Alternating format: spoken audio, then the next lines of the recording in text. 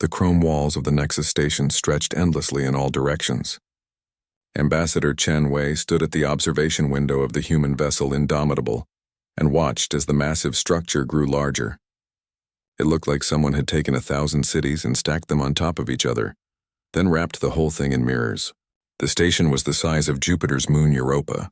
Chen had seen the pictures, but pictures did not do it justice. This was humanity's big moment. First contact had happened 15 years ago when a probe found Earth. The aliens were friendly enough. They called themselves the Galactic Council. They had 847 member species. They ruled most of the galaxy. They had been around for 200,000 years. Humanity was being invited to join them. Chen smoothed down her jacket. She had practiced her speech 100 times. She would thank them for the invitation. She would talk about cooperation and friendship. She would make humanity look good. Behind her, the crew was quiet. Everyone knew this mattered. The Indomitable docked with a gentle thump. Chen took a deep breath and walked toward the airlock. 2 security officers followed her. Protocol said she could bring guards, so she did. The airlock opened with a hiss. The chamber beyond was enormous. The ceiling was so high that clouds formed near the top. Thousands of beings filled the space. Some were like giant insects with too many legs. Others were floating spheres of light that hummed. There were creatures made of crystal that clicked when they moved. There were things that looked like walking trees. And there were dozens of species that Chen could not even begin to describe. At the center of it all was a raised platform. On the platform sat the Grand Arbiter. His name was Zarketh. He was one of the founding species. He looked like a praying mantis the size of a bus. His exoskeleton was dark green and polished to a shine.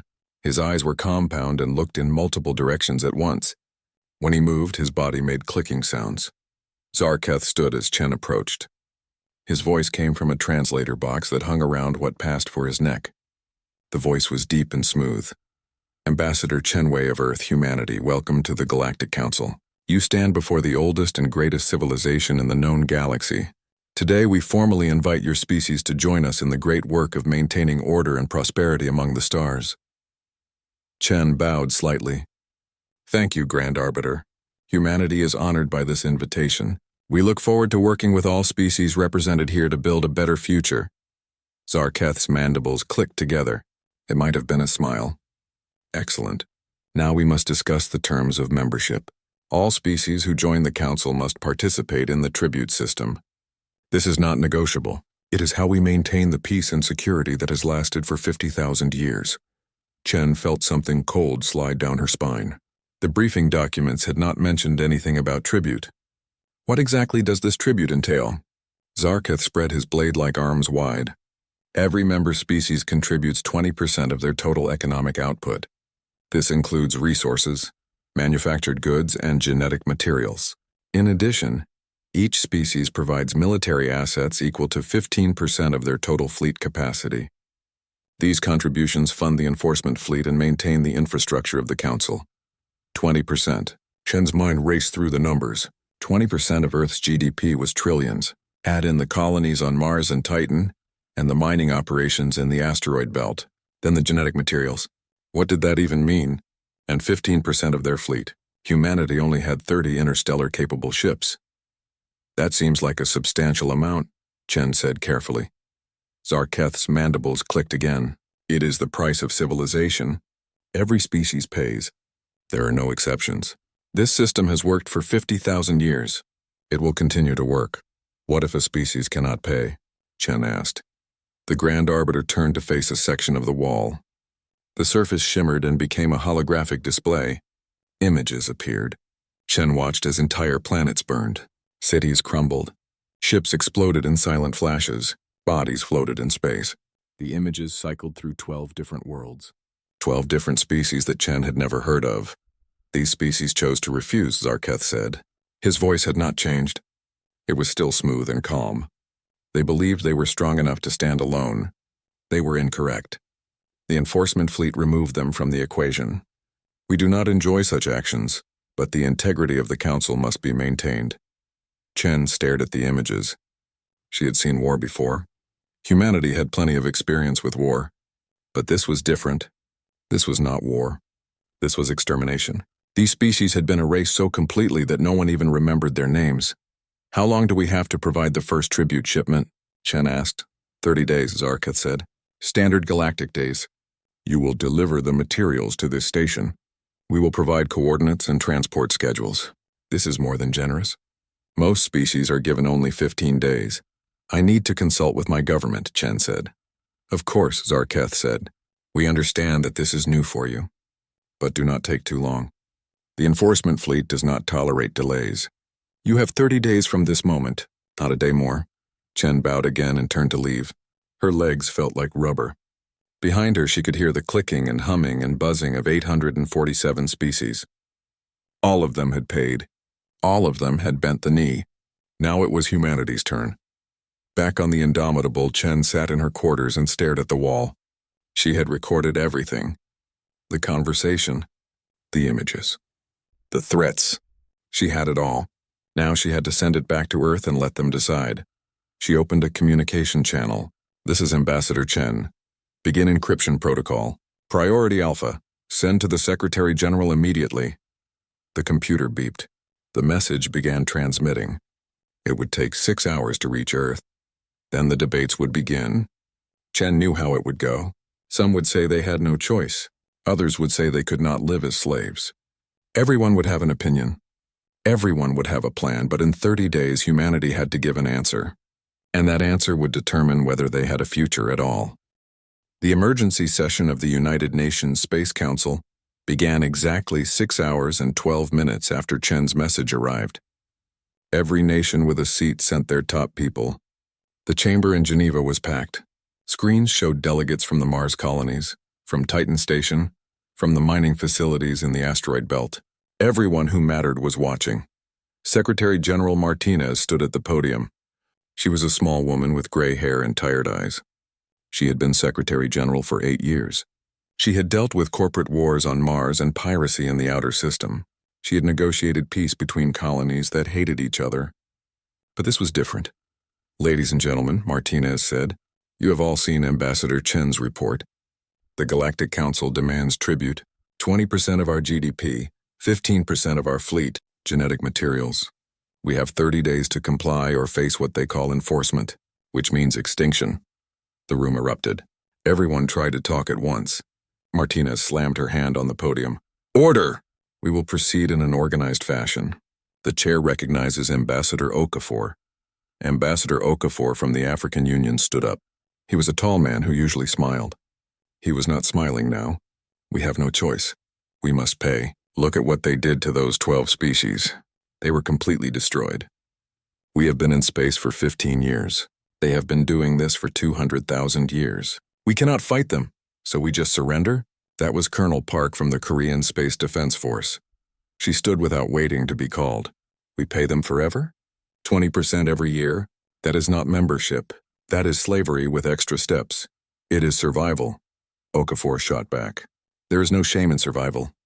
We can work within the system. We can build relationships. Maybe in time we can change things from the inside. That is what every slave tells themselves, Park said. Just endure. Just survive. Things will get better. But they never do. The debate raged for hours. The pragmatists argued that humanity was too weak to resist. The enforcement fleet could sterilize Earth before human ships even left orbit. The defiant argued that humanity had not crawled out of Earth's gravity well just to become slaves to aliens. They argued that freedom was worth dying for. The analysts ran the numbers. They built models. They calculated scenarios. Every simulation ended the same way. If humanity fought, humanity lost. The enforcement fleet was too strong. The technology gap was too wide. Earth had 30 interstellar ships. The Council had thousands, maybe tens of thousands. On the third day of debates, something changed. Intelligence officer Sarah Nakamura stood up. She was young for her position. She had graduated top of her class at the Intelligence Academy. She was quiet and careful. She did not speak unless she had something important to say. I found something, Nakamura said. The Council makes all their historical records public. They are proud of their history. I have been reading through their archives. The tribute system did not always exist. The room went quiet. Martinez leaned forward. Explain. Nakamura pulled up a holographic display. Data scrolled across the air. The Galactic Council is 200,000 years old, but the tribute system only began 50,000 years ago. Before that, membership was voluntary. Species joined because they wanted to. They traded. They cooperated. But they did not pay tribute. What changed? Martinez asked. 3 species staged what they called a reform, Nakamura said. The Zarketh, the Volnar Collective, and the Etherian hierarchy. They were the strongest military powers in the Council at the time. They claimed the Council had become too weak, too chaotic.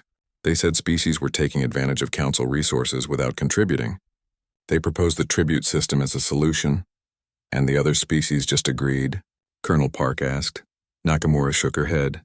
No, they did not agree. But the 3 species controlled the enforcement fleet. They made it very clear what would happen to anyone who refused. Most species paid. A few tried to resist. You saw what happened to them in Ambassador Chen's report. So this is not tradition, Martinez said slowly. This is a protection racket. Exactly, Nakamura said. And it gets worse. I tracked where the tribute goes. The Council claims it funds collective security and infrastructure, but most of it ends up in the hands of the 3 founding species. They have been running this scam for 50,000 years. The room erupted again. This time the anger was different. It was not fear. It was outrage.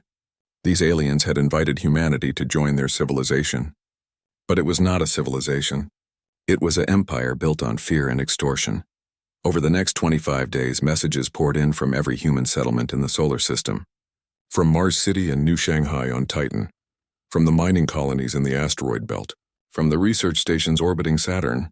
From the generation ship being built at Alpha Centauri. The messages were not what the politicians expected. The polls had been run. The experts had made predictions. Everyone thought people would choose survival over principle. Everyone was wrong. 78% of humanity opposed paying tribute. They said their ancestors had not crossed oceans in wooden boats to bow to kings.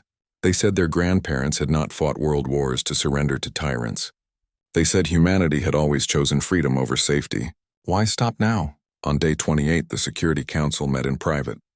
Martinez looked at the faces around the table. These were the leaders of humanity. They had to make the decision. They had to live with the consequences. We could pay, Prime Minister Chen of the Asian Alliance said. We could pay and live. We could build our strength. In 100 years, maybe 200, we could be strong enough to challenge them. Or we could be like every other species, President Okonkwo of the African Union said. Beaten down, resigned, forgotten. Is that who we want to be? Martinez looked around the table. We need to vote. All in favor of refusing the tribute? Hands went up. One by one. Slowly at first, then faster. When the count finished, it was unanimous. Every nation, every colony, every settlement. All of them chose the same thing. Then we need to decide how to say it, Martinez said. We need to send Ambassador Chen a message. What should humanity's answer be? Professor Williams from Oxford stood up. He was old. He had taught history for 40 years. He had written 12 books about human resistance movements. He had studied every revolution and rebellion in human history. One word, Williams said. We should give them one word. Make it simple. Make it clear. Make it something they cannot misunderstand. What word? Martinez asked. Williams smiled. It was a tired smile. A sad smile. But there was steel in it. No, just no. That is all we need to say. The message was sent to Ambassador Chen on day 29. She received it while staring out at the Nexus station. The message was short. It contained one word and one instruction. The word was no. The instruction was to deliver it in person to the Grand Arbiter. Chen read the message 3 times. She understood what it meant. She understood what would happen next. But she also understood something else. For the first time in 50,000 years, someone was going to tell the Galactic Council no, and that someone was going to be her. She pressed the acceptance button. The die was cast. Tomorrow was day 30. Tomorrow humanity would give its answer, and nothing would ever be the same again. Day 30 arrived like a hammer falling. Ambassador Chen stood in her quarters aboard the Indomitable and put on her formal uniform. Her hands were steady. That surprised her. She had expected them to shake. But they did not. Perhaps she was too tired to be afraid anymore. Or perhaps she had simply accepted what was coming. The Indomitable was surrounded by Council security vessels. 30 of them. They had arrived during the night and formed a sphere around the human ship. Their weapons were not charged. Not yet. But the message was clear. Humanity was not leaving until they gave their answer. Chen walked to the bridge. Captain Rodriguez was there. He was a good man, steady, reliable. He had served in the Mars conflict. He knew what war looked like. He looked at Chen with sad eyes. "They are waiting for you, Ambassador," Rodriguez said. "The Grand Arbiter sent a message. He expects you in the council chambers within the hour." He said to bring the tribute manifest. "I do not have a tribute manifest," Chen said quietly. Rodriguez nodded. He had known this was coming. Everyone on the ship had known. "Then what do you have?" "A word," Chen said. She looked out at the Nexus station. Somewhere in there, 847 species were gathered. They were waiting to see humanity bend the knee. They had all done it. Every single one. Why would humanity be different? Chen took a shuttle across to the Nexus. The security escort followed her all the way. When she entered the council chambers, the noise hit her like a wave. Thousands of beings clicking and humming and buzzing. They knew something was happening. The newest species was here to pay their first tribute. This was always a big event. Grand Arbiter Zarketh stood on his platform. Behind him, the other council leaders watched. The Volnar Collective was represented by a cluster of floating spheres that pulsed with inner light. The Etherian hierarchy had sent a crystalline being that reflected every color of the spectrum. These were the 3 species that had created the tribute system. These were the ones who profited from it. Chen walked to the center of the chamber. Every eye was on her. Every sensor. Every recording device. This moment was being broadcast across the galaxy. Trillions of beings were watching. "Ambassador Chen," Zarketh said. His voice boomed through the chamber. 30 days have passed. You have had time to consult with your government. You understand the terms. You understand the consequences of refusal. Now you will present humanity's tribute manifest. Chen looked up at the Grand Arbiter. She took a breath. This was it. This was the moment that would define humanity's future. Or end it. "No," Chen said. The word hung in the air. For 3 full seconds, nothing happened. The chamber was completely silent. No clicking. No humming. No buzzing. Just silence. It was as if the entire galaxy had stopped breathing. Zarketh's mandibles twitched. "I do not understand." "You said no." "What does this mean?" "It means no," Chen said. Her voice was steady, clear. "Humanity declines your offer. We will not pay tribute. We will not surrender 20% of our economy. We will not give you our ships. We will not provide genetic materials. We refuse." The chamber erupted. Species screamed in frequencies that human ears could not hear. Energy beings flared so bright that Chen had to shield her eyes. The crystalline beings vibrated so hard they cracked. Everyone was trying to talk at once. No species in 50,000 years had said no. The word did not compute. It broke something fundamental in how they understood the universe. Zarketh slammed his blade-like arms together. The sound echoed through the chamber. The noise died down. The Grand Arbiter stared at Chen. His compound eyes caught the light and reflected it in strange patterns. "You cannot refuse," Zarketh said. "You do not understand the consequences. I showed you what happens to species who refuse. Do you want that for Earth? Do you want your cities to burn? Do you want your people to die?" "We understand perfectly," Chen said. "You have made demands without authority. You have made threats without justice. You have called this civilization, but it is not civilization. It is extortion. And humanity does not negotiate with extortionists." "Then you have chosen death," Zarketh said. He turned to the Volnar representative. "Activate the enforcement fleet, target the Sol system. All human settlements. Leave nothing." On screens throughout the chamber, the enforcement fleet appeared. 300 warships. Each one was 10 times the size of the Indomitable. They materialized around Earth through wormhole gates. Around Mars, around Titan, around every human settlement in the solar system. Their weapons began to charge. The glow was visible even from space. "You have 1 hour to reconsider," Zarketh said. 1 hour to save your species. After that, Earth becomes a cautionary tale. Another example of what happens when species forget their place.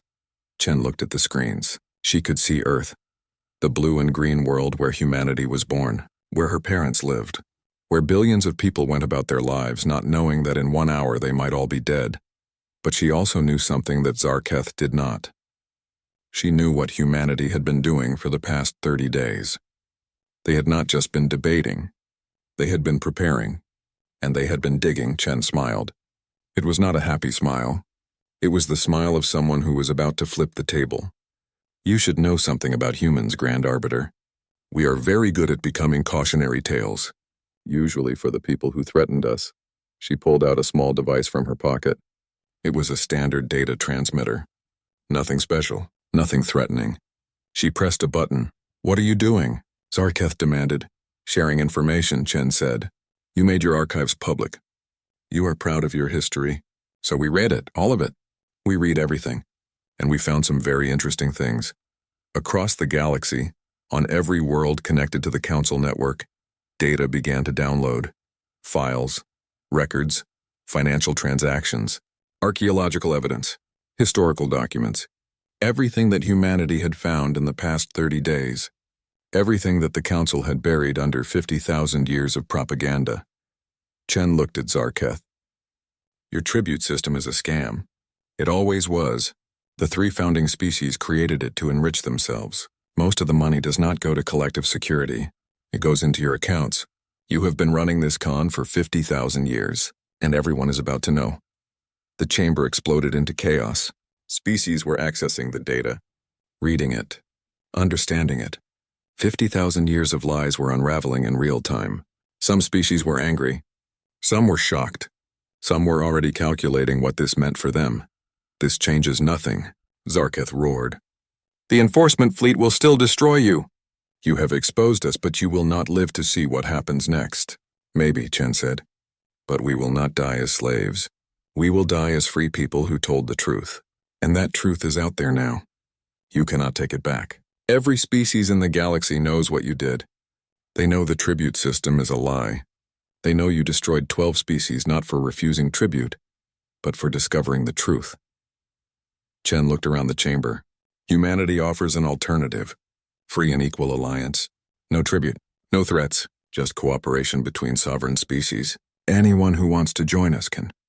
We know we might die today, but at least everyone will know why. The hour was running out. The enforcement fleet weapons were fully charged. Zarketh stood frozen on his platform. He had ruled the Council for 2 centuries. He had never faced open defiance before. He did not know what to do, and then something happened that no one expected. A voice spoke up from the assembled species. It was translated through 100 different systems. But the meaning was clear.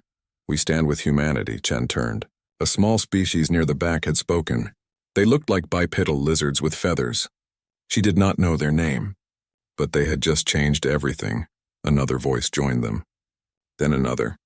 Then 10 more. Then 50. Species after species stepped forward. Some were young races who had only recently been forced to pay tribute. Others were ancient civilizations who had paid for so long they had forgotten what freedom felt like. But they all remembered now. And they were done paying. The data spread like wildfire. Within minutes, 1 billion beings had downloaded it. Within an hour, it had reached every corner of the galaxy. The Council's communication network, built to connect 847 species, now carried the evidence of its own corruption. On the homeworld of the Kalari, a species that had paid tribute for 40,000 years, protesters filled the streets. They carried signs written in bioluminescent ink. The signs said one word in 100 languages: no. They would not pay anymore. They would not surrender their children's future to line the pockets of 3 ancient species. On the water world of Tethys Prime, the aquatic Delvani shut down their entire industrial complex. They were one of the Council's biggest contributors. 20% of their GDP was enough to fund small armies. Not anymore. Their planetary council voted unanimously. No more tribute. Not one credit. Not one resource. Nothing. The council chambers on the Nexus were in chaos. Species were shouting at each other in a dozen different ways. Some were demanding explanations. Others were calling for Zarketh's removal. A few were already calculating how to take advantage of the situation. This was the biggest crisis the Council had faced in 50,000 years. Grand Arbiter Zarketh stood frozen on his platform. His mandibles clicked rapidly. It was a sign of extreme stress in his species. He had ruled for 2 centuries. He had maintained order. He had kept the system running. Now it was falling apart around him. Silence, Zarketh roared. His voice boomed through the chamber. The translator systems amplified it to every frequency. This changes nothing. The tribute system is law. It has been law for 50,000 years. One small species does not get to destroy it with lies and propaganda. These are not lies, a voice said. It came from one of the Volnar spheres. The Volnar Collective was one of the 3 founding species. They were supposed to be on Zarketh's side. But the speaker did not sound supportive. I have reviewed the data. It is accurate. The tribute system has enriched our 3 species at the expense of everyone else. This is undeniable. Zarketh turned to face the Volnar representative. What are you saying? We built this system together. You benefited as much as we did. Yes, the Volnar said. And that was a mistake. The humans have forced us to see it clearly. This system is unsustainable. It always was. We maintained it through fear and violence. But now the fear is gone. The other species know the truth. They will not pay willingly anymore. And we cannot force 844 species to comply. Not if they unite against us, then we destroy them, Zarketh shouted. We start with Earth. We show them what happens to rebels. We make an example so terrible that no one dares to follow. And prove everything the humans said about us, the Volnar replied. Grand Arbiter, think. If we destroy Earth now, we become the villains of this story. Every species will see us as tyrants who kill those who speak truth. The rebellion will spread. Within a year, we will face armed resistance on 100 worlds. Within 10 years, the council will collapse entirely. Zarketh looked around the chamber. Species were watching him, waiting. He could see it in their eyes. They were afraid. But they were also angry. And angry beings were dangerous. The Volnar was right. If he destroyed Earth now, he would create martyrs. And martyrs were more powerful than armies. The Volnar Collective withdraws from the tribute system, the representative said, effective immediately. We will no longer collect tribute. We will no longer enforce compliance. We will no longer profit from the labor of others. The chamber erupted again. This time the noise was different. It was not anger. It was not fear. It was hope. If the Volnar could walk away, anyone could. The dam had broken. The flood was coming. One by one, species began to renounce the tribute. The small ones went first, the ones who had paid for only a few thousand years. Then the medium ones, the ones who had forgotten what freedom felt like but were willing to try again. Then the ancient ones, civilizations that had existed for millions of years. They had paid for so long that it had become part of their identity. But they were done. Within 6 hours, 400 species had withdrawn from the tribute system. Within 12 hours, it was 600. By the end of the first day, only 47 species remained. Most of those were clients of the Zarketh or the Etherian hierarchy. They had nowhere else to go. The enforcement fleet stood down, not because they were ordered to, but because their crews were from species that had renounced the tribute. The captains and admirals sent a message to the council. They would not fire on Earth. They would not kill billions of humans for telling the truth. If the council wanted Earth destroyed, they would have to do it themselves. Ambassador Chen watched it all from the council chambers. She had not moved from her spot in 6 hours. Her legs ached. Her throat was dry. But she could not look away. She was watching history happen. The galaxy was changing right in front of her. A small being approached her. It was one of the feathered lizard people who had been the first to declare support for humanity. The translator rendered their voices gentle, almost shy. Thank you, the being said. My species has paid tribute for 18,000 years. We forgot that we had a choice. You reminded us. Chen felt tears on her face. She had not realized she was crying. We almost did not say no. We came very close to paying. It would have been easier. But you did not, the being said. That is what matters. One word, that is all it took. After 50,000 years, someone finally said no. Zarketh left the council chambers without ceremony. He simply walked out. His era was over. The tribute system that he had maintained for 2 centuries had collapsed in a single day. Some beings cheered as he left. Others were silent. A few felt pity. He had been a product of his time. But his time was done. The Etherian hierarchy representative, a towering crystal being, approached the central platform. They moved slowly, deliberately. When they spoke, their voice resonated through the chamber like a bell. The Council must reform. The Etherian said, "This is not the end. This is a beginning. We have been given a chance to become what we always claimed to be. A true confederation of free species. Not a protection racket. Not an empire. But a community built on mutual respect and genuine cooperation. How do we do that?" Someone asked from the crowd. "We start by listening," the Etherian said. "We listen to what species actually need. We negotiate. We compromise. We build something new from the ruins of what we destroyed today." Chen received a message on her communicator. It was from Earth, from Secretary General Martinez. The message was short. Just 3 words, "Well done, Ambassador." Chen looked around the chamber. Species were gathering in small groups, talking, planning, arguing, but they were doing it freely.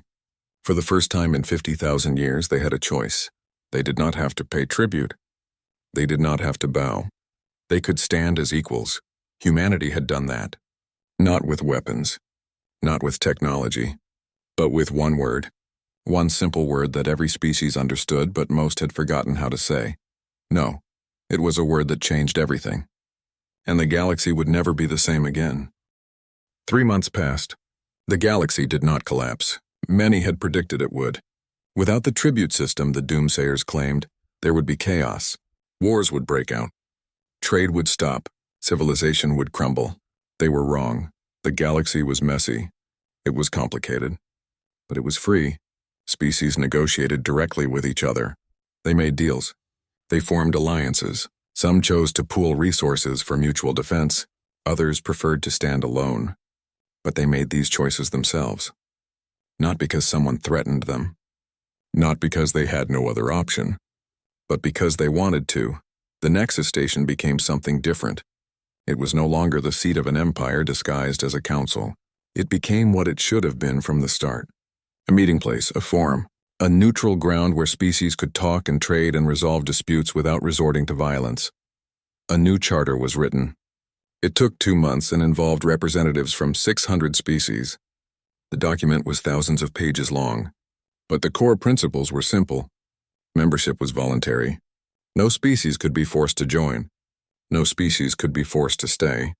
Contributions were negotiated, not demanded. And any species could propose changes to the charter. Democracy was slow. It was frustrating. But it was fair. The 3 founding species lost their privileged positions. The Zarketh, the Volnar Collective, and the Etherian hierarchy became just 3 voices among hundreds. Some of their people accepted this gracefully. Others did not. There were protests on their homeworlds. Some called it humiliation. Others called it justice. Both were probably right. Zarketh himself disappeared from public life. Some said he retired to a monastery on his homeworld. Others claimed he died of shame. A few believed he was planning a comeback. Chen did not care which story was true. He was gone. That was enough. Humanity did not become the dominant power in the galaxy. Earth was still too small. Too young, too weak. There were species with technology that made human ships look like toys. There were civilizations that had been exploring the stars when Earth was still covered in ice. Humanity could not compete with that, not yet. Maybe not ever. But humanity became something else. They became a symbol. The species that said no when everyone else had forgotten how. The species that told the truth when silence was safer.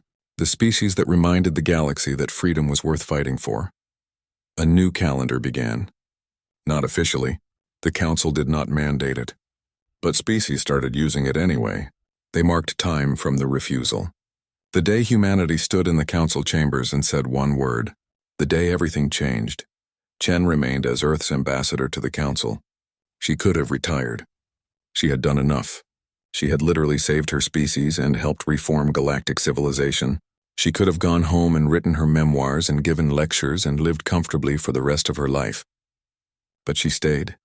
Someone had to make sure the new system actually worked. Someone had to remind everyone why they had fought for change in the first place. And someone had to be ready to say no again if the Council started sliding back into old habits. On a warm afternoon 6 months after the refusal, Chen stood at her usual observation window on the Nexus. She watched ships come and go. Some were massive carriers from ancient empires. Others were tiny scouts from species that had just discovered faster than light travel. They all had equal access to the docking bays. They all paid the same modest fees. They all followed the same rules. A familiar presence joined her. It was the Etherian representative. The crystal being had become something like a friend, or as close to a friend as a human and a living diamond could be. "Enjoying the view?" the Etherian asked. Their voice chimed like bells. "Always," Chen said. "I never get tired of it. All these different species, all working together, not because they have to, but because they choose to.